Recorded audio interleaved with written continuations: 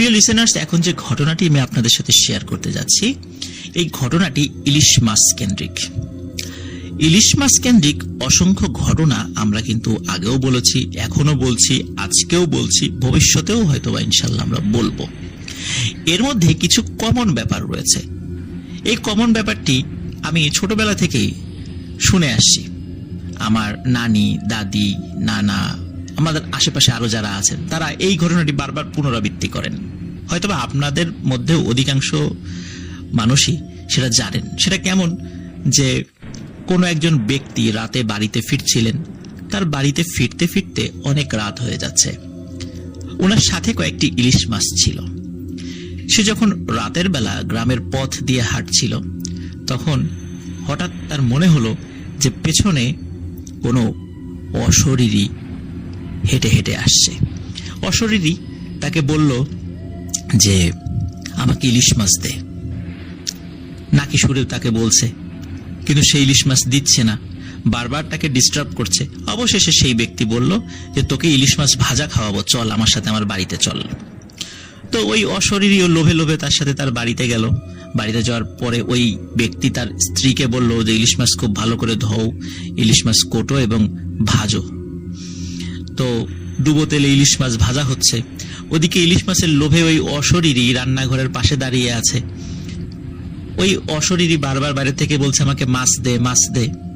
তখন ওই মহিলা মাছের পরিবর্তে একদিকে মাছ ভাজছে, আর একদিকে সে কি করছে, একটা শিখ গরম করছে আগুনের মধ্যে দিয়ে, অথবা খুন্তিটা আগুনে গরম করছে। মহিলার স্বামীও তার পাশে দাঁড়িয়ে আছে। তখন রান্নাঘর থেকে বলা হলো যে এই মাছ নিবি কিভাবে? তখন বাহিরের ওই অশরীরী কি করলো, জানালা বা বেড়ার ফাঁকা দিয়ে তার লম্বা একটি হাত রান্নাঘরের মধ্যে ঢুকিয়ে দিয়েছে যে আমাকে মাছ দে। তখন মাছের পরিবর্তে ওই লোকরা কি করেছে, যে তার হাতের মধ্যে ওই গরম করা শিখ বা খুন্তি ঢুকিয়ে দিয়েছে। তখন ওই অশরীরী ওরে বাবা গো, মা গো, মরে গেলাম গো, এরকম বলে চিৎকার চেঁচামেচি শুরু করেছে।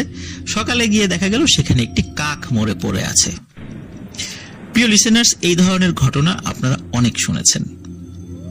এই কারণে এই ধরনের ঘটনা আমরা পুনরাবৃত্তি করতে চাই না। কিন্তু এটা সত্য যে যিনি এই ঘটনাটি পাঠিয়েছেন ইলিশ মাছ কেন্দ্রিক, এই ঘটনাটি একটু অন্যরকম। আশা করি সবার ভালো লাগবে। ঘটনাটি যিনি পাঠিয়েছেন তার নাম ডাক্তার মাসুম। উনি বাংলাদেশের স্বনামধন্য একটি চক্ষু হসপিটালে কর্মরত আছেন, যে হসপিটালটির বিভিন্ন শাখা দেশব্যাপী রয়েছে। আর এই হসপিটালের নারায়ণগঞ্জ শাখায় তিনি কর্মরত আছেন। এই হসপিটালের ডায়াবেটিস বিভাগ রয়েছে একটি, সেখানে একজন মহিলা ডাক্তারের মামার সাথে ঘটে যাওয়া ঘটনা ডাক্তার মাসুম ভাই আমাদেরকে শেয়ার করেছেন। ঘটনাটির সময়কাল ছিল 1960 কি 62 সাল। ঘটনাটির স্থান বরিশাল জেলার বাকেরগঞ্জে। ওনাদের গ্রামে সপ্তাহে 2 দিন হাট বসত। ওই হাটেই গ্রামের অধিকাংশ মানুষজন তাদের বাকি হাট পর্যন্ত তাদের যেই জরুরি জিনিসগুলো থাকতো সেই জিনিসগুলো কেনাকাটা করত। এমনই একটি হাটের দিন ওই ডাক্তারের মামা উনি হাট করতে আসেন।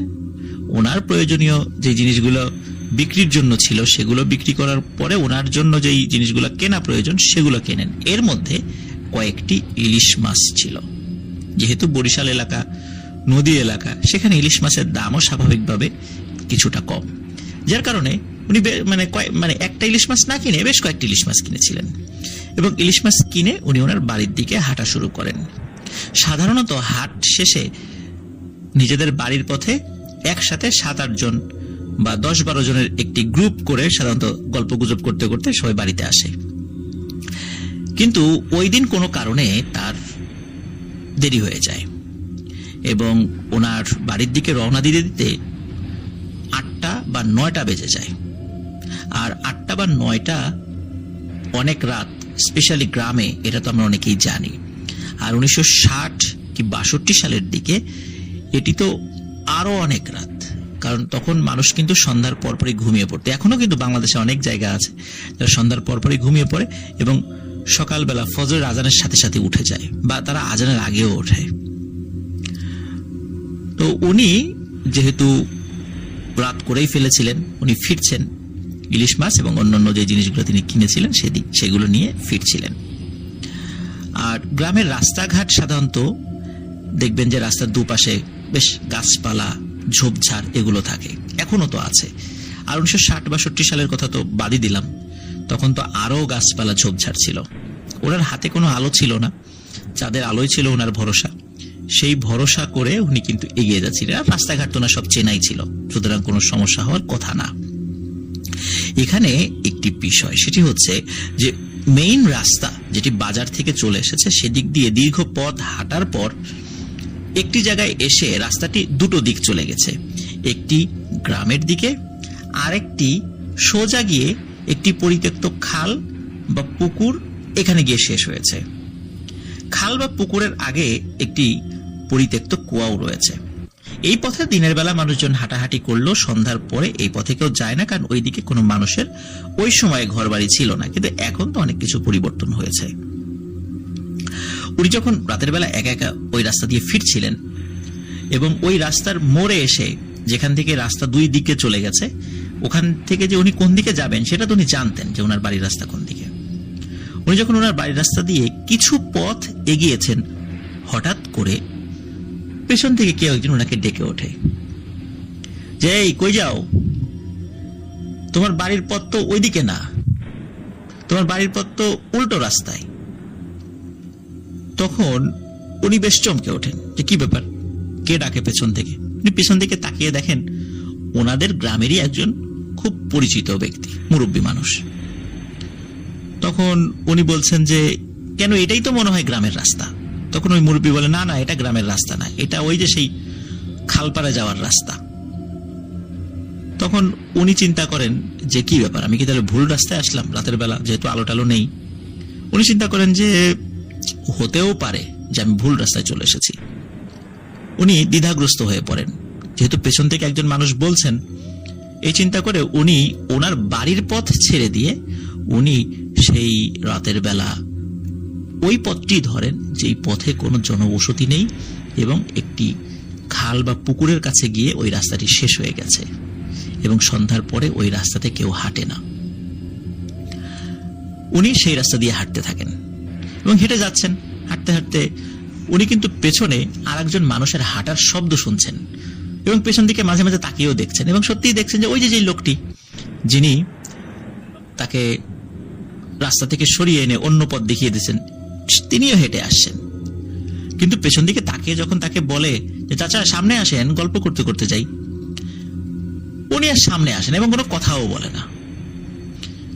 আর সেই মামাও বেশ অবাক হন যে কি ব্যাপার, কথা বলে না কেন। যাই হোক, কয়েকবার বলার পরেও যেহেতু উনি ওই মুরব্বী কোনো সারা শব্দ দেয় না, তখন ওই ডাক্তারের মামা যিনি, উনিও বেশ ওনার আত্মসম্মানে লাগে যে কি ব্যাপার, এতবার বলছি, উনি তো কোনো উত্তর দেয় না। যার কারণে উনি আর পরবর্তীতে কয়েকবার বলার পরে আর কোনো পিছন দিকে তাকানো নাই, আর কিছু বলেনও নাই, উনি সোজা হেঁটে যাচ্ছেন। কিন্তু উনি হাঁটার সময় কিন্তু পেছনে আরেকজন মানুষের হাঁটার শব্দ ওনার কানে স্পষ্ট ভেসে আসছিল।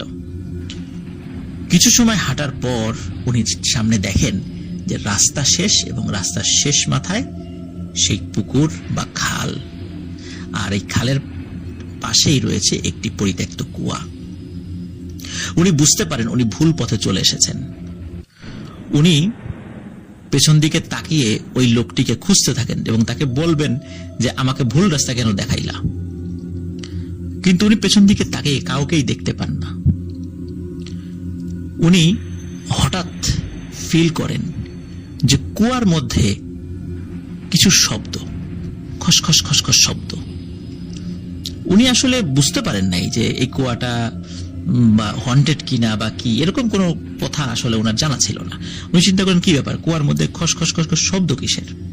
উনি কৌতূহলী হয়ে কুয়োর কাছে যান এবং কুয়োর মধ্যে উকি মেরে দেখেন যে ভেতরে কি, শব্দ কিসের। যদিও ওনার হাতে আলো ছিল না, কিন্তু চাঁদের আলো বেশ স্পষ্ট ছিল। উনি কুয়োর মধ্যে উকি দিয়ে দেখেন বেশ কিছু ছোট ছোট ছোট ছোট লাল লাল চোখের মতো যেগুলো জ্বলছে, এগুলো ঠিক জোড়া চোখ আর কি, অনেক জোড়া আর কি। এগুলো কুয়ার নিচ থেকে আস্তে আস্তে উপর দিকে উঠে আসছে, ছোট ছোট, মানে নিচে থাকলে তো একটু ছোট দেখা যায়, আস্তে আস্তে উপরে উঠে আসছে এবং বড় বড় আস্তে আস্তে মানে বড় হয়ে যাচ্ছে আর কি সেগুলো। তো উনি চিন্তা করেন যে কি ব্যাপার, এগুলো কি? তখন উনি বেশ ভয় পেয়ে যান এবং ভয়ে যখন দৌড় দেবেন তখন হঠাৎ করে পেছন থেকে কেউ বলে ওঠে, কিরে মাছ কি একা একাই খাবি, আমাদেরকে দিবি না? তোকে এত কষ্ট করে ভুল পথ দেখিয়ে এদিকে নিয়ে আসলাম, তোকে এমনি এমনি যেতে দেব? উনি হঠাৎ ফিল করেন ওই যে কুয়ার মধ্যে মাত্র যে চোখগুলো দেখেছিলেন, যে জোড়া চোখগুলো, এগুলো ওনার চতুর্দিকে ঘুরপাক খাচ্ছে। উনি এগুলো দেখে দোয়া দুরুদ পড়তে শুরু করেন। একটা পর্যায়ে লক্ষ্য করেন যে চোখগুলি মিলিয়ে গেল। এরপর উনি রাস্তা ধরে সোজা দৌড় দেন। দৌড় দিয়ে একটি পর্যায়ে এসে সেই মোড়ে চলে আসেন। মোড়ে আসার পর উনি ওনার বাড়ির আসল রাস্তা ধরেন। উনি যখন রাস্তা দিয়ে দৌড়াচ্ছিলেন, ওনার মনে হচ্ছিল যে পেছন থেকে কেউ ওনার পিছু নিয়েছে এবং বেশ কয়েকজন ওনার পিছু পিছু আসছে এবং হাঁটার শব্দ বা দৌড়ানোর শব্দ উনি পাচ্ছেন। উনি একটা পর্যায়ে বুঝতে পারেন যে আসলে এই মাছগুলো নিয়ে আর উনি বাড়িতে ফিরতে পারবেন না। এই মাছগুলো যদি উনি রেখে না যান তাহলে ওনার অনেক বড় ক্ষতি হয়ে যাবে। তারপর উনি মাছগুলো ফেলে দেন, যে বাজারগুলোর সাথে ছিল সেগুলোও ফেলে দেন এবং দৌড়াতে দৌড়াতে উনি বাড়িতে এসে চিৎকার দিয়ে সেন্সলেস হয়ে পড়ে যান। বাড়ির সদস্যরা তার চোখে মুখে পানির ছিটা দিয়ে জ্ঞান ফেরান এবং জ্ঞান ফেরানোর পর উনি সব ঘটনা খুলে বলেন। বাড়ির সবাই বলেন, ভালো হয়েছে মাছগুলো ফেলে দিয়ে এসেছো, কারণ ওই মাছ আমরা আসলে আনার পরে খেতেও পারতাম না, ওগুলো খেলে আমাদের অনেক বড় ক্ষতি হয়ে যেত। যাই হোক, ওনার কয়েকদিন জ্বর ছিল, আস্তে আস্তে উনি আবার সুস্থ হয়ে যান। এটি ছিল মাসুম ভাইয়ের প্রথম ঘটনা। প্রিয় লিসেনার্স, এখানে কিন্তু একটি বিষয়, সেটি হচ্ছে যদি কখনো মাছ আনার সময় এই ধরনের ঘটনা ঘটেই যায় তখন আমাদের করণীয় কি? তো আমাদের করণীয় হচ্ছে যে যদি আমরা মাছ নিয়ে আসি, উচিত হচ্ছে সেই মাছগুলো না খাওয়া, কারণ ওগুলোর উপর দুষ্টু জিনেদের নজর থাকে। আর যদি একান্ত খেতেই হয় তাহলে সূরা ফাতিহা, আয়াতুল কুরসি বা সূরা কুরাইশ, এই সূরাগুলো পড়ে বা চারকুল পড়ে, যেটা আপনাদের ইচ্ছা, ফু দিয়ে তারপরে যদি সেগুলো খান তাহলে ইনশাআল্লাহ সমস্যা কেটে যাবে। আমরা চলে যাচ্ছি মাসুম ভাইয়ের পরবর্তী ঘটনায়।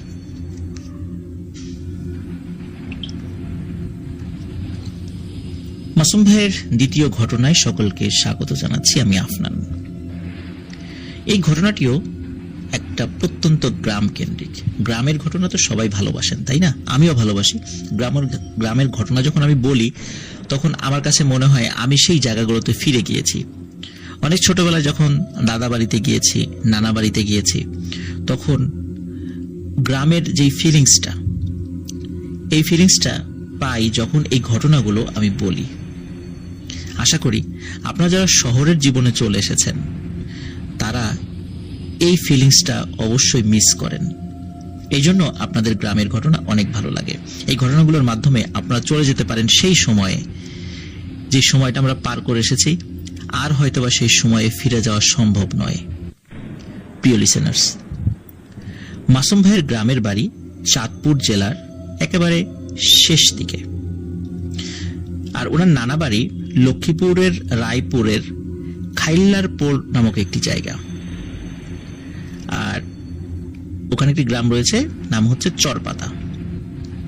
চাঁদপুর থেকে লক্ষ্মীপুর যেতে হলে ওনার বাসার সামনে দিয়ে যেতে হয়। ওনাদের জায়গা দুই জেলার শেষ এবং শুরুর সীমানায়, মানে চাঁদপুর এবং লক্ষ্মীপুরের ঠিক মিডিলে ওনার নানার বাড়ি। আর ওনাদের বর্তমান যে বাসা আর কি, এখানকার ডিস্টেন্স কিন্তু খুবই কম। বর্তমানে রিক্সা ভাড়া যদি করে যেতে হয় সেক্ষেত্রে সর্বোচ্চ 10 টাকা ভাড়া লাগে। ঘটনাটি মাসুম ভাই ওনার আম্মার কাছ থেকে সংগ্রহ করেছেন। যদিও বা এই ঘটনা ওই এলাকার লোকমুখে প্রচলিত, মানে ওখানকার অধিকাংশ যারা মুরব্বী আছেন, মুরব্বীদের আবার তারা তো জানেনই, তাদের কাছ থেকে ছোট বড় মোটামুটি সবাই এই ঘটনাটি জানেন। তো যাই হোক, মাসুম ভাইয়ের আম্মুরা 4 বোন, তার মধ্যে ওনার আম্মু সবার ছোট। সব খালারা তাদের স্বামীর বাড়িতে থাকাতে আর মাসুম ভাইয়ের নানা একটি সরকারি ব্যাংকে চাকরিতে থাকায় উনি অধিকাংশ সময় ঢাকায় থাকতেন। এই কারণে ওনার আম্মু তখন তাদের বাড়িতেই বেশি থাকত।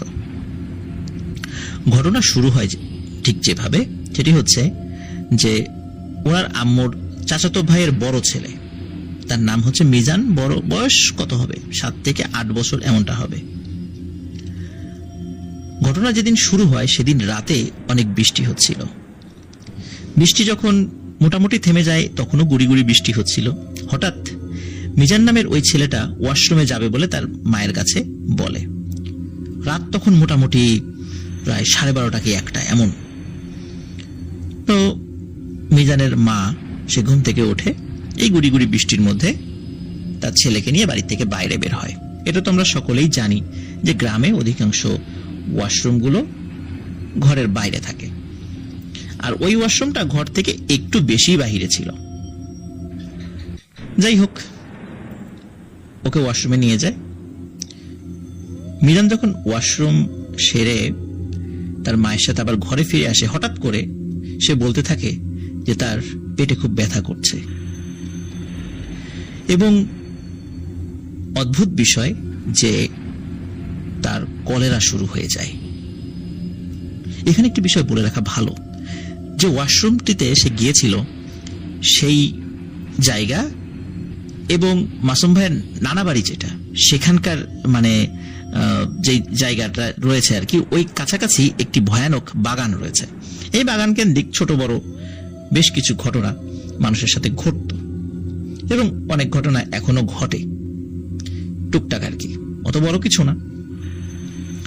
তো যখন মিজানের এই সমস্যাটি দেখা দেয় যে কলেরা হয়েছে, তখন বাড়ির সকলে চিন্তিত হয়ে পড়ে। কারণ আসলে যে সময়টিতে হয়েছে সেই সময়টি হচ্ছে 1988 সাল, মানে 88 সাল আর কি।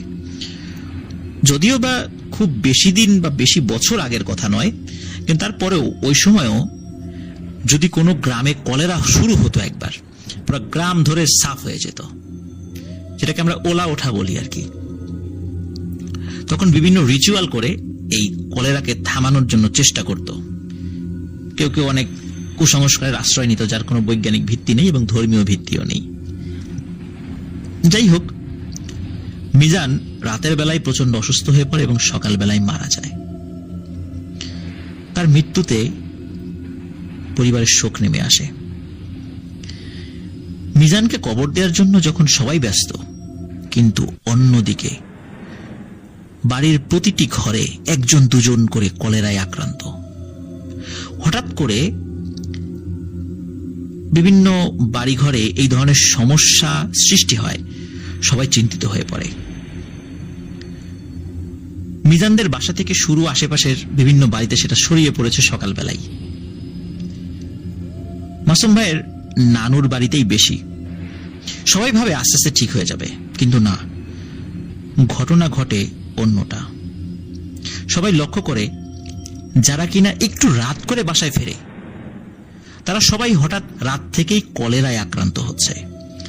এমন ভাবে হচ্ছে যে কিছুক্ষণ পরেই তাদের শরীরে এমন ক্লান্তি দেখা দেয়, মনে হয় তারা কত বছর ধরে অসুস্থ। আর এই অসুস্থতা শুরু হয় কিন্তু শেষ হয় মৃত্যুর মাধ্যমে, খুবই অল্প সময়ের মধ্যে। এর ভিতরে ঘটে আরো একটি ঘটনা, যার জন্য সবার দৃষ্টি অন্যদিকে ঘুরে যায়। যেমন রাতে হঠাৎ করে ঘরের দরজায় কি যেন টক টক টক টক করে শব্দ করে, বা কোনো একটি মানে লাঠি বা এরকম কিছু একটা দিয়ে ঘরের যে যাদের বেড়া রয়েছে, আগে পাটখড়ি ছিল আর কি, পাটখড়ির বেড়া ছিল, কারো টিনের বেড়া ছিল, এই বেড়াতে আঘাত করত। টিনের বেড়াতে ঠাস ঠাস করে শব্দ করত, পাটখড়ির বেড়াতেও আঘাত করত, এবং কান্নাকাটির শব্দ শোনা যেত। মনে হতো নাকি সুরে কেউ কান্নাকাটি করছে। কে করে এগুলো? তখন যাদের বাড়িতে এই ধরনের শব্দ শোনা যেত অধিকাংশ বাড়িতেই কলেরা রোগী মারা যেত, এবং কোনো বাড়িতে যদি কলেরা রোগী নাও থাকতো সেই বাড়িতে কলেরা রোগ দেখা দিত এবং সেই বাড়িতেও কোনো না কোনো লোক কলেরায় মৃত্যুবরণ করত। আমরা এটাকে ওলা ওঠা বলি, একটু আগেও তো বলেছি। এখন ডিজিটাল যুগ হয়ে গেছে, আমরা এখন অনেক আধুনিক হয়ে গেছি, এই জিনিসগুলো অনেকে বিশ্বাস করি না। প্রিয় লিসেনার্স, আমি কিন্তু আমার বাবা এবং আমার যারা গ্রামে গেলেই যাদের বয়স অনেক বেশি, আমার আত্মীয় স্বজন আছেন, তাদের কাছে যদি কলেরার বিষয়টা বলা যায় তখন তারা বলে যে ওলা বুড়ির গল্প, যে এক বুড়ি আসতো, সে এই কলেরা রোগ নিয়ে আসতো। প্রিয় লিসেনার্স, আসলে আমরা সেদিকেই যাচ্ছি।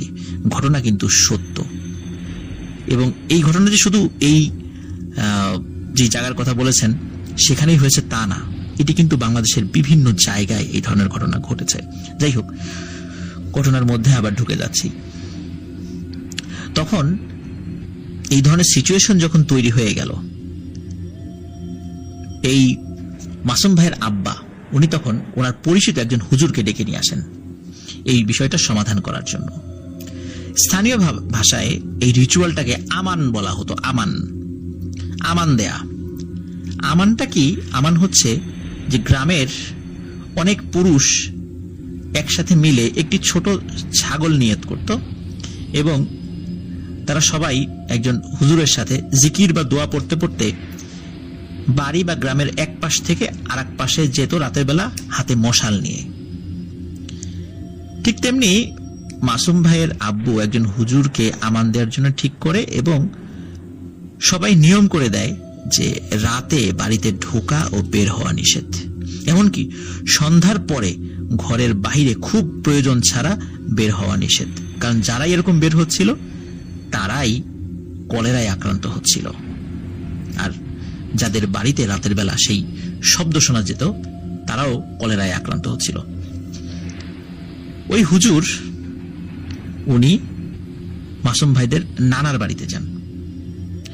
যখন ওখানে যাওয়ার পরে উনি গ্রামের ওই বাড়ি এবং আশেপাশের কয়েক বাড়ির কিছু 7-8 জন যুবকদেরকে নিয়ে মিটিং এ বসেন এবং রাত্রে তাদের কার্যক্রম কি হবে সেটা জানিয়ে দেন।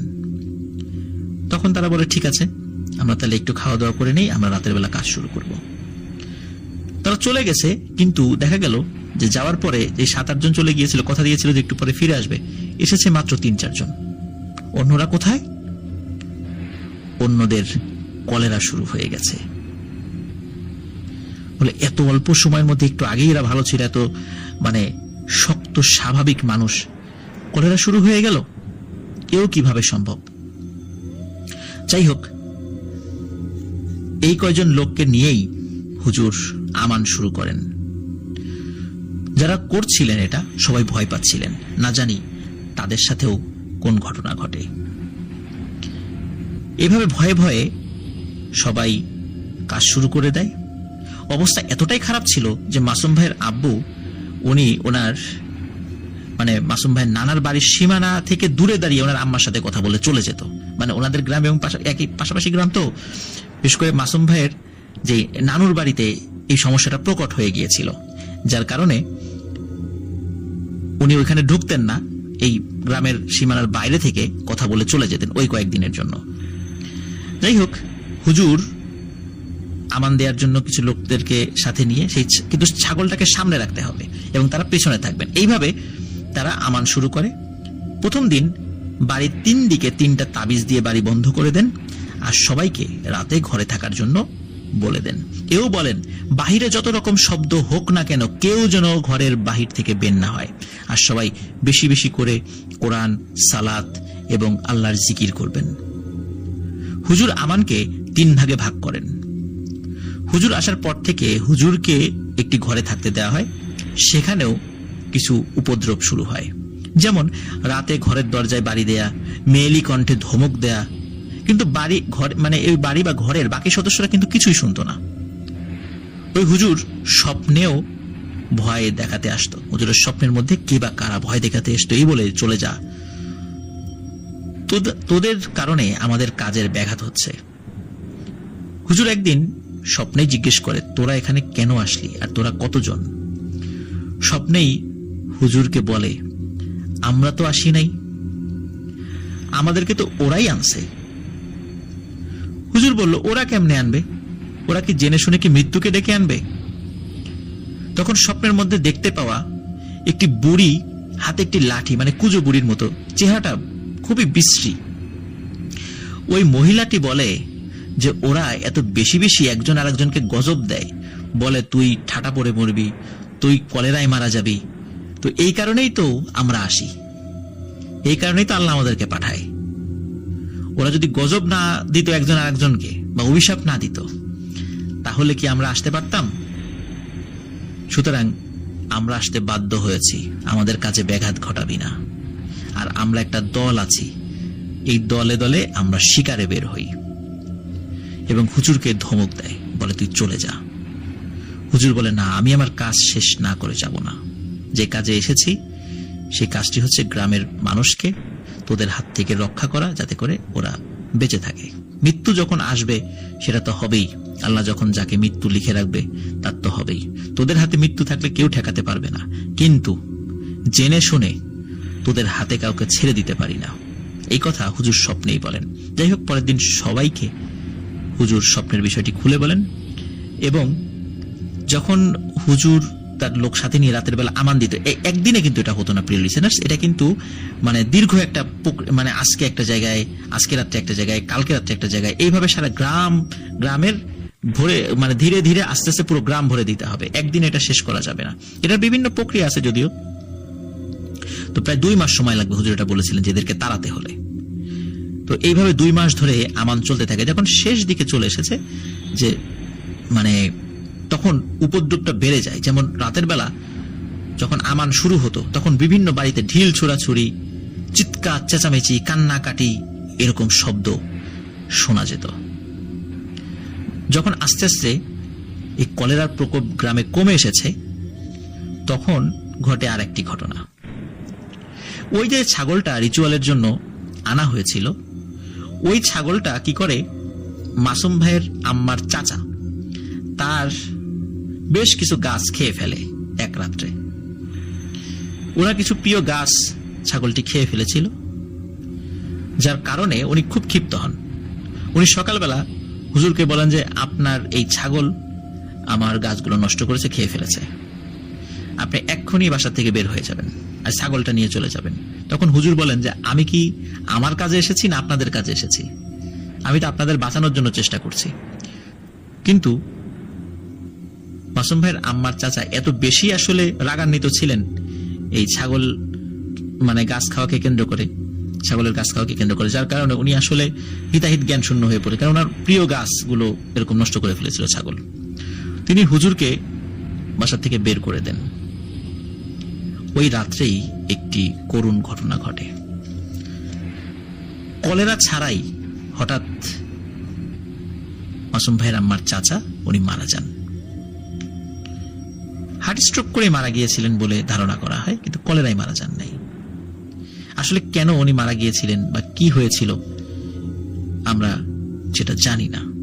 হতে পারে যে স্বাভাবিকভাবে ওনার মৃত্যু হয়েছে, আবার হতে পারে ওনার মৃত্যুর পিছনে প্যারানরমাল কিছু থাকতে পারে। যাই হোক, হুজুর চলে যাওয়ার পরে আস্তে আস্তে ওই গ্রাম স্বাভাবিক হয়ে যায়, সবার মধ্যে কলেরার প্রকোপও কমে আসে। তারপরে আর কয়েকদিন যাওয়ার পরে আস্তে আস্তে একদম সব স্বাভাবিক। প্রিয় লিসেনার্স, এই ওলা বুড়ির ঘটনা, এটি কিন্তু আমি নিজেও শুনেছি, আপনারাও শুনেছেন অবশ্যই, আমার বাবাও বলেছে, সেটা আমি আপনাদেরকে বলেছি। তো একটি বিষয় মনে রাখা ভালো, সেটি হচ্ছে যে আমরা যে একজন একজনকে অভিশাপ দিই যে তুই এভাবে মরবি, ওভাবে মরবি, আসলে এই ঘটনাগুলো, এগুলো কিন্তু আমাদেরকে একটা শিক্ষা দেয় যে এভাবে যদি আমরা কাউকে অভিশাপ দেই, তাহলে ওই অভিশাপের যোগ্য সে কিনা। যদি সে যোগ্য না হয়, তাহলে এই অভিশাপটা ঘুরে আমাদের গায়ে লাগতে পারে। আর এই অভিশাপের কারণে আমরা নিজেরাই নিজেদেরকে বিপদে ফেলি। সেই বিপদে শুধু যেই অভিশপ্ত মানুষ সেই পড়বে তা না, সেই বিপদে আমরাও কিন্তু বাদ যাব না। এই জন্য আমরা একজন আরেকজনকে অভিশাপ দেয়া থেকে বিরত থাকব। প্রিয় লিসেনার্স, এটি ছিল মাসুম ভাইয়ের পাঠানো দ্বিতীয় ঘটনা ওলাবড়িকে কেন্দ্র করে। ওলাবড়ি কেন্দ্রিক আরো অনেক ঘটনা আছে, আমাদেরকে পাঠিয়ে দিন, আমরা সেই ঘটনাগুলো ইনশাল্লাহ পড়ে শোনাবো। চলে যাচ্ছি মাসুম ভাইয়ের তৃতীয় ঘটনায়। এই ঘটনাটি জিনকে কেন্দ্র করে। আশা করি এই ঘটনাটি আমি আপনাদেরকে সুন্দর করে বলতে পারবো বলে আশা করি, এবং আপনাদেরও ভালো লাগবে ইনশাল্লাহ।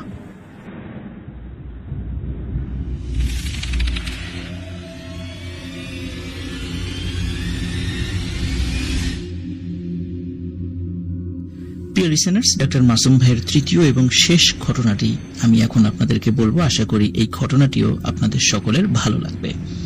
এই ঘটনাটির সময়কাল 2008 সাল। ঘটনাটি ঘটেছিল ওনার বড় খালুর সাথে। ঘটনাটির যেদিন ঘটে সে দিনটি ছিল শুক্রবার। ওনার খালু মাছ ধরার কাজ করত এবং উনি বেয়াল নামক একটা জিনিস দিয়ে মাছ ধরত। ঘটনা যেদিন ঘটে তখন মাগরিবের সময় হয়ে এসেছে। ওই দিন আবার গ্রামের হাটের দিন। খালু তখন বাসায় ছিল। মাগরিবের আজান হয়ে গেছে, উনি প্রথমে খেয়াল করেননি। পরে উনি যখন বুঝতে পারেন তখন চিন্তা করেন যে এখন অজু করে মসজিদে যেতে যেতে উনি আর জামাত পাবে না। এই কারণে উনি চিন্তা করেন যে তাহলে নামাজটা বাসায় পড়ি, নামাজ পড়ে গ্রামের যে বাজার রয়েছে বাজারের দোকানে গিয়ে পরিচিত লোকদের সাথে চা খাবো এবং আড্ডা দিব। এটা উনি প্রতিনিয়তই করতেন এবং মাগরিব থেকে এসা পর্যন্ত সেখানে থাকতেন, আবার এসে নামাজ পড়ে বাড়িতে চলে আসতেন। আসলে বাড়ির কাছের যেই রাস্তাটি ছিল সেটি মাসুম ভাইদের আর একজন চাচাতো খালার ঘরের সামনে দিয়ে, আর ওনাদের ঘরের পেছন দিয়ে, মানে ওনার চাচাতো খালার ঘরের পেছন দিয়ে আর একটা রাস্তা ছিল। সেটি অবশ্য মেইন চলার রাস্তা ছিল না। সেখানে একটি চালতা গাছ এবং পুরাতন বড় একটি কোরই গাছ আছে। ওই চালতা গাছ নিয়ে এখনো অনেক ছোটখাটো ভৌতিক ঘটনা মানুষের সাথে ঘটে। বলে রাখা ভালো, এটা কিন্তু আসলে বাড়ির আসল রাস্তা না, বললাম এটা হলো পেছনের রাস্তা। নামাজের আজান দেওয়ার কারণে সবাই নামাজের প্রস্তুতি নিচ্ছে। ওনার চাচাতো খালা নামাজ শেষ করে যখন সালাম ফিরিয়েছেন, হঠাৎ করে তার মনে হচ্ছে যে এই চালতা গাছের নিচ দিয়ে কেউ যেন ধূপধাপ ধূপধাপ শব্দ করে হেঁটে যাচ্ছে, এবং অনেক উঁচু লম্বা মানুষ জোরে জোরে পা ফেলে যেভাবে হেঁটে যায় এরকমটা মনে হচ্ছে আর কি। উনি চিন্তা করেন কি ব্যাপার, এদিক দিয়ে এইভাবে হেঁটে যায় কে? উনি জিজ্ঞেস করেন এই কে যায়, কিন্তু কেউ কোনো উত্তর দেয় না। যাই হোক, উনি আর কোনো আবারও দ্বিতীয়বার জিজ্ঞেস করেননি এবং কে যায় এটা উনি আসলে দেখতেও চাননি। ওদিকে মাসুম ভাইয়ের যিনি খালু, উনি নামাজ শেষ করে বাজারে যাওয়ার পথে এই চালতা গাছের নিচ দিয়ে যাচ্ছিল। হঠাৎ উনি দেখেন লম্বা আলখেল্লা পরা একজন হুজুর টাইপের লোক ওই চালতা গাছের নিচে দাঁড়িয়ে আছে। খালু মনে করেছেন উনি বাড়ির কোনো আত্মীয় স্বজন হবেন, হয়তো বেড়াতে আসছেন, কারণ উনি তাকে চেনেন না। সে ভেবে খালু ওনাকে লম্বা একটি সালাম দেন, আসসালামু আলাইকুম। হুজুর রূপী জিনটাও খুব সুন্দর করে উত্তর দেন, ওয়ালাইকুম আসসালাম রহমতুল্লাহি ওয়া বারাকাতুহু, বড় করে উত্তর দিয়েছেন আর কি। তো ওনার উত্তর শুনে খালুর খুব ভালো লেগেছে। তো খালু আর কোনো কথা বলেন না। উনি যখন ওই পাশ দিয়ে চলে যাচ্ছিলেন তখন আশপাশ থেকে খুবই সুন্দর আতরের ঘ্রাণ আসছিল। আমরা স্বাভাবিকভাবে যে ধরনের আতর ইউজ করি এই ধরনের আতর না, টোটালি ডিফারেন্ট এক ধরনের আতর। যাই হোক, ওই লোকটি হঠাৎ করে খালুকে বলে, এই দাঁড়াও। তখন খালু বলেন যে জি, আসলে আপনাকে তো ঠিক চিনতে পারছি না। তখন উনি বলে ওঠেন, তুমি আমাকে চিনবে না, তুমি অমুকের ছেলে। আর ওই মাসুম ভাই নানার নাম নিয়ে বলে আর কি, যে তার বড় মেয়ের জামাতা না। তখন খালু বলেন জি। খালু আবার ভাবেন ইনি হয়তো বা সবাইকে আগে থেকেই চেনেন। তখন ওই লোকটি খালুকে বলে, তুমি যে আমাকে এখানে দেখেছো এটা কিন্তু কখনো কাউকে বলো না, তাহলে কিন্তু তোমার অনেক বড় ক্ষতি হবে। খালু যেহেতু বিভিন্ন জায়গায় মাছ ধরতে যেতেন, উনি কিন্তু টুকটাক ভৌতিক ঘটনা বুঝতে পারতেন, কিন্তু এটি বুঝতে ওনার একটু সময় লেগেছিল। যখন জিনটি এই কথা বলেছে যে কাউকে তার কথা বলা যাবে না, তখন উনি বুঝতে পেরেছেন যে আমার সামনে কোনো মানুষ দাঁড়িয়ে নেই। তখন ওনার খালু কিছুটা ভয় পান। ভয় পাওয়াটাই স্বাভাবিক।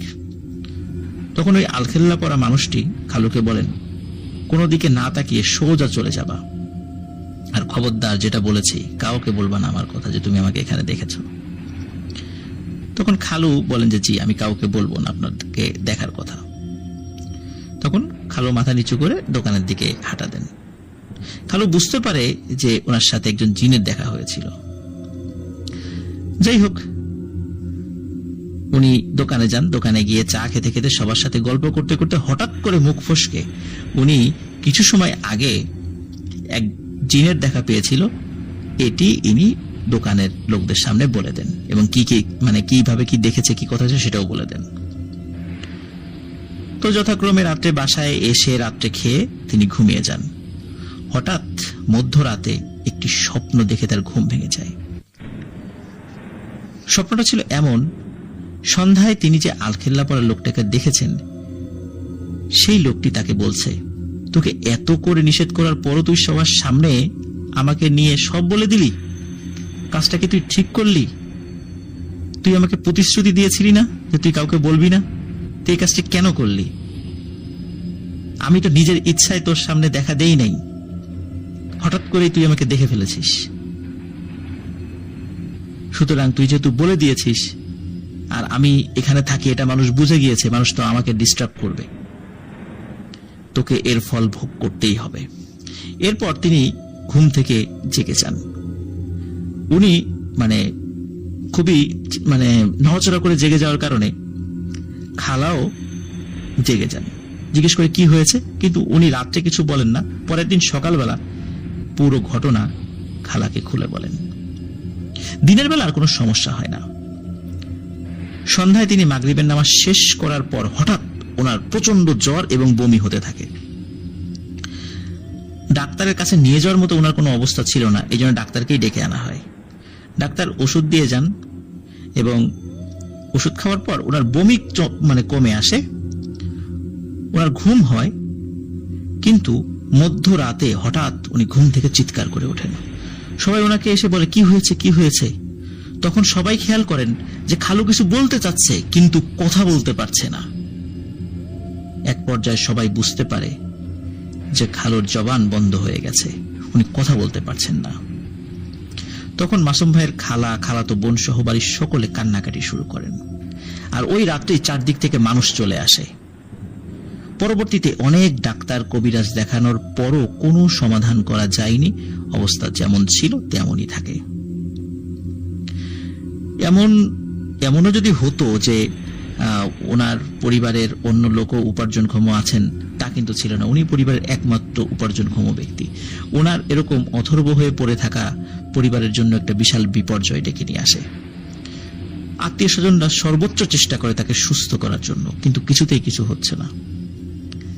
প্রায়শই এই ঘটনাটি ঘটতো যে কবিরাজকে ডেকে আনা হতো, কিন্তু কবিরাজ বাড়ির সামনে এসেই সে কোনো কথা ছাড়াই ঘুরে চলে যেত। তাকে ডাকাডাকি করলেও সে কোনো উত্তর দিত না। এদিকে আত্মীয় স্বজনরা তো খুব চেষ্টা করে যাচ্ছে। খালু কিন্তু প্রতি রাত্রেই চিৎকার দিয়ে ঘুম থেকে জেগে যেত এবং পাশে থাকা যাকেই উনি পেতেন জড়িয়ে ধরতেন। এমন ভাবে জড়িয়ে ধরতেন মনে হচ্ছে তাকে কেউ নিয়ে যাবে। কোনো কিছু দেখে তিনি মারাত্মক ভয় পেয়েছেন এবং ওনার চোখে ভয়ার্ত ছাপ থাকতো এবং উনি মনে হতো যে উনি ঘুম থেকে জাগার পরেও কাউকে দেখছেন তিনি, এবং ভয়ে উনি সবাইকে জড়িয়ে ধরতেন। কিন্তু উনি তো কথা বলতে পারছিলেন না, যার কারণে উনি কি দেখছেন সেটি কাউকে বলতেও পারতেন না। তবে বোবাদের মতো ইশারা করে উনি কথা বলার চেষ্টা করতেন এবং উনি খুব ভয় পেতেন। দিনের বেলাতে উনি ভয় পেতেন। আর এর মধ্যে একজন খুব ভালো মানের একজন হুজুর আসেন তাকে চিকিৎসা করার জন্য। তো তিনি যখনই বাড়ির মধ্যে আসছেন, ঢুকবেন, ওই হুজুর বলে ওঠেন, লাভ নাই, লাভ নাই, আমি ভয় পাওয়ার পাত্র নই। আপনি যেখান থেকে এসেছেন সেখানে চলে যান। আর আপনার মতো পরহেজগার জিনের কাছে এটা কখনোই আশা করি নাই। তো উপস্থিত মানুষরা কাউকে তো দেখে না, কিছু বোঝেও না যে হুজুর কাকে বললো এগুলো। ওই জায়গাতে মোটামুটি মাসুম ভাইয়ের নানা, নানু, খালা, খালাতো ভাই, খালাতো বোন সহ অনেক মানুষ ছিল। মনে হচ্ছে যে পুরো গ্রামের মানুষ ওখানে চলে এসেছে ওই হুজুরকে দেখার জন্য। একটা কথা বলে রাখা ভালো, মাসুম ভাইয়ের যেই নানা আর কি, ওনার কিন্তু গ্রামে খুব নামডাক। উনি পাকিস্তান পিরিয়ডেই ব্যাংক মানে সরকারি ব্যাংকে চাকরি করতেন আর কি। যেহেতু ওনার খুব সম্মান ছিল, গায়ের মানুষও ওনাকে খুব মানত। তো হুজুরের এসব কথা শুনেই সবাই তো অবাক যে উনি কাকে এসব কথা বলছে, নিজে নিজে নিজে কথা বলছে। তখন ওই হুজুর খালুর রুমে যান, 2 মিনিটের মতো ওই রুমের মধ্যে ছিলেন। ভেতর থেকে বাহিরে আসেন এবং সবাইকে অনুরোধ করেন সবাই নিজ নিজ দায়িত্বে দূরে সরে যান এবং নিরাপদ দূরত্ব বজায় রাখুন। এরপর তিনি উঠোনের মধ্যে একটি গোল বৃত্তের মতো আঁকেন এবং 1 গ্লাস পানি হাতে নিয়ে দোয়া পড়তে থাকেন।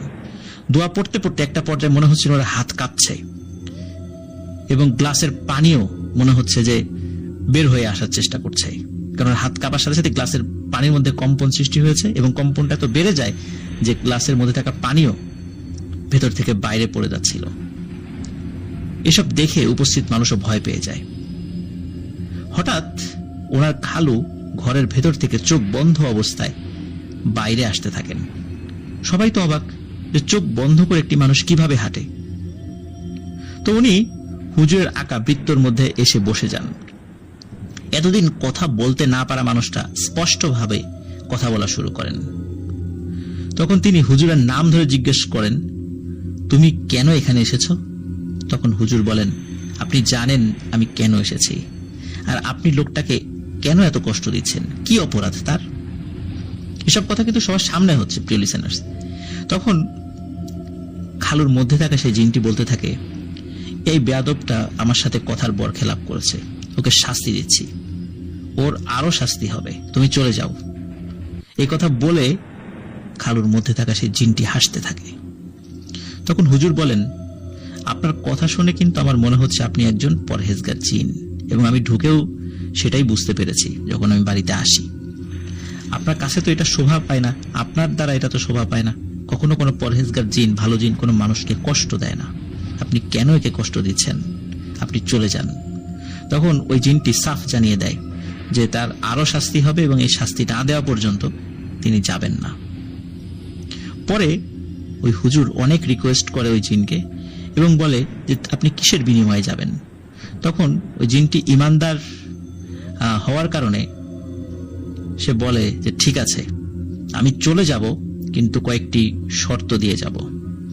ও যদি নামাজ রোজা করে, ভালো হয়ে যায়, কারণ খালু কিন্তু তখন ওইভাবে নামাজ কালাম পড়তো না, পড়তো কিন্তু রেগুলার না আর কি। এবং ওই বাড়ির নির্দিষ্ট কিছু জায়গার কথা বলে দেন, সেটা সবার জন্য, যে কেউ যেন সন্ধ্যার পরে বা রাতের বেলা ওই জায়গাতে না যায় বা ওইদিকে না যায়। তো সবাই প্রতিশ্রুতি দেন যে হ্যাঁ, সন্ধ্যার পরে ওদিকে কেউ যাবে না। এরপরে ওই জিনটি যাওয়ার আগে গরিব দুঃখীদের মধ্যে সিন্নি, সাদগা এগুলো করতে বলেন। এরপরে হঠাৎ করে খালু মাটিতে লুটিয়ে পড়েন, সেন্সলেস হয়ে যান, এবং এর পরেও উনি বেশ কয়েকদিন কথা বলতে পারেন না। এদিকে খালুর মধ্যে থাকা সেই জিনের কথা অনুযায়ী বিভিন্ন জায়গায়, স্পেশালি বেশ কিছু মসজিদ, মাদ্রাসা, মাজার, যে জায়গাতে আসলে গরিব মানুষ কখনো কখনো সমাগম ঘটে, বা মাদ্রাসায় অনেক দুস্থ বাচ্চারা লেখাপড়া করে, আবার জুম্মার পর বা বিভিন্ন সময় মসজিদে কিছু মানুষ আসে সাহায্যের জন্য, আবার গ্রামে আরো মানুষ আছে। তারপরে ওনাদের কাছে কিছু মাজার ছিল, সেখানে কিছু মানুষ আসতো সাহায্যের আশায়। সেখানে ওনারা যতদূর পেরেছে ওনাদের সামর্থ্য অনুযায়ী সিন্নি দিয়েছে, সাহায্য করেছে। এভাবে চলতে থাকে। 5 দিন হয়ে যায়, খালুর অবস্থার কোনো উন্নতি ঘটে না। ষষ্ঠ দিন হঠাৎ ফজরের আজানের সময় খালু পরিবারের সদস্যদেরকে নামাজের জন্য ডাকতে থাকেন। সবাই উঠে বলেন, আরে উনি তো একদম সুস্থ। ওনার পরিবারের সদস্যরা এত খুশি হন যে খুশিতে কান্না করে দেন। ষষ্ঠ দিন থেকে খালু একদম সুস্থ এবং পরিপূর্ণ সুস্থ হয়ে যান। ওনাকে দেখলে বোঝার উপায় নেই যে উনি এতটা অসুস্থ ছিলেন। মাসুম ভাই কিন্তু পরবর্তীতে ওনার খালুকে জিজ্ঞেস করেছিলেন যে বোবা অবস্থায় আপনি কি দেখতেন, স্বপ্নে কি দেখতেন, এবং স্বপ্ন থেকে জেগে যাওয়ার পরে এই যে ভয়ার্ত চোখে আপনি কাকে দেখতেন, সবাইকে এভাবে জড়িয়ে ধরে রাখতেন, এত ভয় পেতেন কেন? তিনি কোনো কথা বলতেন না। তিনি বলতেন যে হুজুর এসেছিলেন, দোয়া করে দিয়ে গেছেন, আমি সুস্থ হয়ে গেছি, এটাই শেষ কথা। এটা নিয়ে আমাকে আর কোনো কথা বলবা না। যদিও বা পরবর্তীতে কেউ কখনো এই বিষয়ে তাকে জিজ্ঞেস করত, তিনি সেখান থেকে উঠে চলে যেতেন এবং উনি কোনো কথা বলতেন না এই বিষয়ে, কারণ উনি দ্বিতীয়বার এই ভুলটি আর করতে চাইতেন না। সকলে বুঝতো যে উনি আসলে এই বিষয়ে আর কোনো কথা বলতে চাচ্ছেন না, কারণ বললেই আরো সমস্যা হতে পারে, কারণ উনি ভয়াবহ একটা বিপদ থেকে রক্ষা পেয়েছিলেন। প্রিয় লিসেনার্স, এই ঘটনাটি মানে যেটা যেখানে ঘটেছে আর কি, এটি হচ্ছে যে চাঁদপুর জেলা, উপজেলা হচ্ছে ফরিদগঞ্জ। আর মাসুম ভাই উনি এই ঘটনাটি আমাদেরকে দিয়েছেন। অনেক ধন্যবাদ মাসুম ভাইকে আমাদের এই এপিসোডে চমৎকার 3টি ঘটনা উপহার দেওয়ার জন্য। 3টি ঘটনাই গ্রাম কেন্দ্রিক ঘটনা। আপনারা গ্রাম কেন্দ্রিক ঘটনা শুনতে চান, আর গ্রাম কেন্দ্রিক ঘটনা আপনাদের ভালো লাগে, আমারও ভালো লাগে। বেশি বেশি করে আমরা গ্রামের ঘটনা পেতে চাই। গ্রামের কবরস্থানের ঘটনা, শ্মশানের ঘটনা, বাঁশঝাড়ের ঘটনা, ওলাবুড়ির ঘটনা, মাছ ধরার ঘটনা, ব্ল্যাক ম্যাজিকের ঘটনা, জিনের ঘটনা আমরা শুনতে চাই। আমরা আবার সেই সময়ে ফিরে যেতে চাই যে সময়টা আমরা হারিয়ে ফেলেছি। সবাই ভালো থাকবেন, সুস্থ থাকবেন। প্রিয় লিসেনার্স, আশা করি আমাদের ঘটনা আপনাদের ভালো লেগেছে। ঘটনা ভালো লাগলে লাইক, কমেন্ট ও শেয়ার করে আমাদের সাথে থাকুন। পরবর্তী ঘটনা শোনার আমন্ত্রণ জানিয়ে আজকের মতো এখানে বিদায় নিচ্ছি। আসসালামু আলাইকুম।